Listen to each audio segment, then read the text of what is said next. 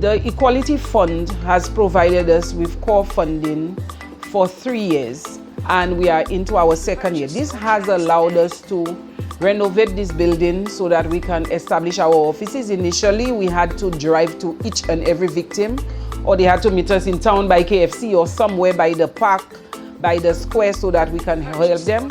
Now we have an office where they come to, and we provide help and support. We try our best to use some of our funding to provide food. So what we do, we buy food in bulk and we package so we can offer to give them a bag of food, chicken, washing supplies, personal care items so that they can take care of themselves.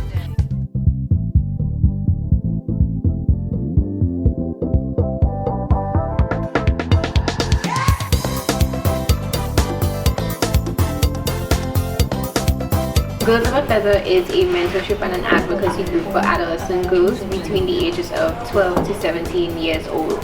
So there are an array of services and activities that we do with them. One of the services that we provide is telehealth services. So we provide free counseling in the areas of crisis, trauma-informed care, mental health, and sexual and reproductive health. We also do capacity building with young feminist activists, so teaching them about gender education and gender equality. And one of the new areas that we'll be focusing on is social protection and juvenile justice in terms of gender responsive programs for girls in care and protection and those in conflict with the law. My name is Jennifer Hayes. I'm the head of cooperation for the Government of Canada based at our High Commission in Bridgetown, Barbados. I am so pleased to be here today in St. Lucia, meeting with 3 amazing women's rights organizations that we're so proud to support through our Women's Voice and Leadership Caribbean program. Helen's Daughters, Girls of a Feather, and Raise Your Voice are doing absolutely amazing work here in St. Lucia, engaging with people on the ground that need the support the most, and really making all sorts of amazing things happen, be it in the agricultural sector, in the health sector, with respect to justice and the needs of those in the rural and vulnerable communities. So I would like to just thank these organizations for their amazing work. What we're trying to do is for you to experience the perspectives of women farmers today, to see through their eyes of what it is to be a farmer.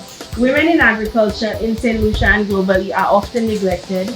Because of that, we get less access to training programs, less access to finance, and less access to opportunities in general. Why? Because we like to put our heads down and work in the background and make sure that our families are fed and so on. But with Helen's Daughters, we're changing that narrative. We're going to be loud and proud, and we want you to be a part of what we're trying to form. I am Catherine Sillis, President of Raise Your Voice St. Lucia. Our organization works with women and children who are victims of gender-based violence. We provide support services such as safe housing, welfare, legal aid, victims aid, food support, and in some instances, educational support and temporary rental assistance to women and girls who are victims of gender-based violence.